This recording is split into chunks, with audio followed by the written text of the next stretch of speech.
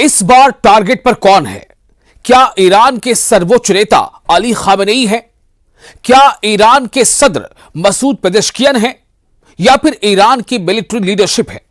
क्योंकि ईरान के top leaders को मारने का इशारा अमेरिका और इजराइल की मीडिया रिपोर्ट दे रही है। जी हां, मैं फिर दोहरा रहा हूं इस बात को। अमेरिका और इजराइल की मीडिया रिपोर्ट दे रही है। इन रिपोर्ट में बताया गया है कि कैसे जून में ईरान की मिलिट्री और पॉलिटिकल लीडरशिप को टारगेट बनाया गया। इन खबरों के बाद ईरान रेड अलर्ट पर है। खबर यह है कि मोसाद लगातार ईरान के नेताओं, ईरान के कमांडरों और ईरान के परमाणु वैज्ञानिकों की लोकेशन ट्रैक कर रहा था, लेकिन इन सब की ट्रैकिंग इनके बॉडीगार्ड के फोन के जरिए की जा रही थी। इनके ड्राइवरों की फोन लोकेशन इस्तेमाल की जा रही थी और इसी ट्रैकिंग के जरिए मोसाद ने इजरायली वायुसेना को टारगेट लोकेशन भेजी थी, जिसके बाद ईरान को एक के बाद एक ऐसे झटके लगे जिसमें उसकी पूरी मिलिट्री लीडरशिप खत्म हो गई और पॉलिटिकल लीडर्स पर भी हमला हुआ। अब सवाल यह है कि जो होना था वो हुआ, आगे का प्लान क्या है? ईरान की लीडरशिप इस दौरान हमेशा खतरे में रही, लेकिन ईरान के सर्वोच्च नेता अली खामेनेई ने बार बार पब्लिक में बीच आकर बताया कि वो इजराइल के ऐसे खतरों से डरते नहीं हैं। लेकिन यह बात सच है कि ईरान के सदर मसूद पेजेश्कियन को भी इजराइल के फाइटर जेट्स ने टारगेट बनाने की कोशिश की थी, लेकिन यह उनकी किस्मत थी कि पेजेश्कियन बाल बाल बच गए। इसलिए सवाल यह पैदा बार बार हो रहा है कि क्या इस्राइल ने अपना प्लान, अपना मंसूबा, अपने टारगेट्स रोक दिए हैं या प्लान पर अमल जारी है और यह फेज बाय फेज आगे बढ़ रहा है?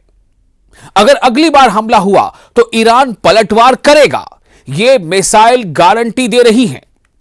जी हां, ईरान पलटवार करेगा।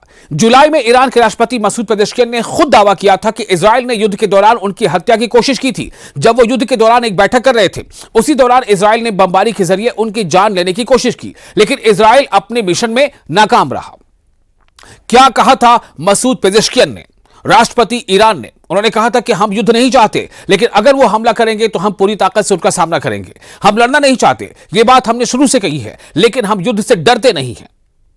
अब सवाल यह पैदा होता है कि तेल अवीव में ईरान के मिसाइल हमले जब हुए, तो अगर ईरान पर हमला हुआ तो तेल अवीव से लेकर हाइफा तक जलेगा। यह कहा जा रहा है कि तेल अवीव से लेकर हाइफा तक जलेगा, इसकी गारंटी है।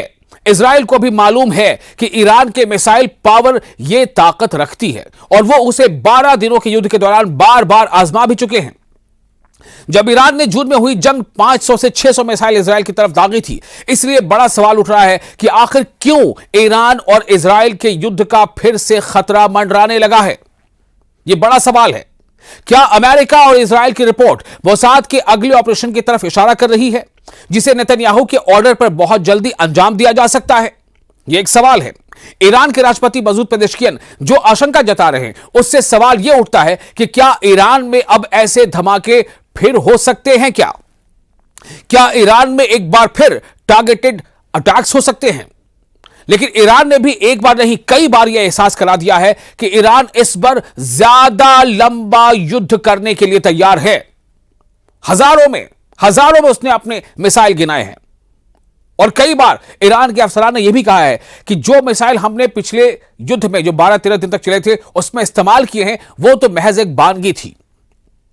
क्या ईरान में युद्ध पार्ट 2 के लिए नेतन्याहू को दुनिया की सबसे खतरनाक खुफिया एजेंसी कुछ और आइडिया देने जा रही है और उसे बहुत जल्दी अंजाम भी दे सकती है? इसमें कोई शक नहीं कि इजराइल की एयरफोर्स फिर से सुपर एक्टिव मोड में है। इजराइल के एयरबेस पर लगातार काम चल रहा है। यह अमेरिका से सप्लाई किया गया MK-84 बंकर बस्टर बम भी इसकी निशानदेही करता है। इसी बम से इजराइल ने अब तक गाजा के कोने कोने को मिट्टी में मिलाया है और ईरान पर भी ऐसे ही बमों से हमले किए हैं। लेकिन सितंबर महीने को लेकर नेतन्याहू की जो तैयारी है, वो एक लंबे युद्ध की तरफ इशारा कर रही है। ऐसा प्रतीत हो रहा है, ऐसा लग रहा है। फरवरी में अमेरिका ने इजराइल को ऐसे 10,000 बम सप्लाई किए और फिर जुलाई में भी ऐसे 7,000 और बम पहुंचा दिए गए। रिपोर्ट इस तरह की तरफ इशारा कर रही है, यानी गजा और बैरूत के बाद ईरान पर भी मेड इन अमेरिका वाला बारूद फिर से बरसने की तैयारी हो चुकी है। रिपोर्ट से यही एहसास हो रहा है। फिलहाल इजराइल की एयरफोर्स फिर से सुपर एक्टिव मोड में है। इस्राएल के एयरबेस पर लगातार काम चल रहा है और यह बात साबित करती है इस्राएल की युद्ध वाली तैयारी पूरी है। नेतन्याहू पहले ही कह चुके हैं कि उनके सामने एक दो नहीं बल्कि 7 फ्रंट है। इस्राएल के सामने हमास फ्रंट भी खुला हुआ है। इस्राएल के 22 बंधक अब भी हमास के कब्जे में हैं और हमास की लगातार कोशिश ये है कि वो ज्यादा से ज्यादा इस्राएली फौजियों को बंधक बनाए, जो हालिया दिनों उसने एक बार करके भी दिखाया है। 4 इस्राएली फौजी अभी लापता है। समझा यह जा रहा है कि वो हमास ने बंधक बना लिए हैं, उनके अल कुद्स ब्रिगेड ने बंधक बना लिए हैं। इस्राएल के सामने लेबनान का फ्रंट भी है और अब ईरान में मोसाद के नए ऑपरेशन का खतरा भी मंडराने लगा है। तेहरान में यह धमाका देखिए, तेहरान में जो धमाके हुए उसमें कई बातें सामने आती थी। रेड लाइट पर खड़ी कारों के उड़ते हुए चिथड़े, इस धमाके ने माचिस के डिबिया की तरह सब कुछ तहस नहस कर दिया। 13 जून को शुरू हुए युद्ध की शुरुआत इस्राएल ने ऐसे ही हमलों से की थी। इस धमाके को देखकर किसी के भी रोंगटे खड़े हो जाएंगे। यह तेहरान पर हमले का वीडियो है। अब इस्राएल की ख्वाहिश बता रही है कि वो इस धमाके से 10 गुना ताकत वाला ब्लास्ट करना चाहता है। तेहरान में हमास चीफ इस्माइल हनिया के मर्डर और लेबनान में पेजर अटैक के बाद खामनेई को एहसास हो गया था कि ऐसा हमला ईरान में भी हो सकता है। इसलिए मोसाद की ट्रैकिंग से बचने के लिए ईरान में बहुत बड़ा अलर्ट जारी कर दिया गया। बड़े बड़े लीडर चाहे खुद मोबाइल और बाकी कम्युनिकेशन उपकरणों से दूर तो रहे, लेकिन मोसाद बहुत चालाक निकला। इस्राएल की इस खुफिया एजेंसी ने ईरान की लीडरशिप को खत्म करने के लिए तमाम हाई प्रोफाइल लोगों के साथ चलने वाले या फिर उनके करीब रहने वाले बॉडीगार्ड और ड्राइवर या फिर अधिकारियों तक को मोसाद ट्रैक करता रहा। न्यूयॉर्क टाइम्स से छपी खबर में बताया गया है कि मोसाद लगातार ईरान के नेताओं, ईरान के कमांडरों और ईरान के परमाणु वैज्ञानिकों की लोकेशन ट्रैक कर रहा था, लेकिन इन सब की ट्रैकिंग इनके बॉडीगार्ड के फोन के जरिए की जा रही थी। इनके ड्राइवरों की फोन लोकेशन इस्तेमाल की जा रही थी और इसी ट्रैकिंग के जरिए मोसाद ने इजरायली वायुसेना को टारगेट लोकेशन भेजी, जिसके बाद ईरान को एक के बाद एक ऐसे झटके लगे जिसमें उसकी पूरी मिलिट्री लीडरशिप खत्म हो गई थी, ऐसा समझा जा रहा था। और पॉलिटिकल लीडरशिप पर भी हमले हुए थे। 12 दिन के युद्ध के दौरान इजराइल के हमलों में ईरान के करीब 1100 लोगों की जानें गई। इनमें उसके कई सैनिक कमांडर और वैज्ञानिक भी शामिल थे। यमन पर हमला हुआ। यह हमला बता रहा है कि इजराइल के तेवर खतरनाक है। इस हमले में यमन के प्रधानमंत्री समेत कई नेताओं को मार डाला गया। इजराइल ने यमन पर इस बड़े हमले के बाद बताने की कोशिश की है कि उसके टारगेट पर अब ईरान है। ऐसे में सवाल यह है कि क्या इस्राइल और ईरान का युद्ध फिर से शुरू होने वाला है?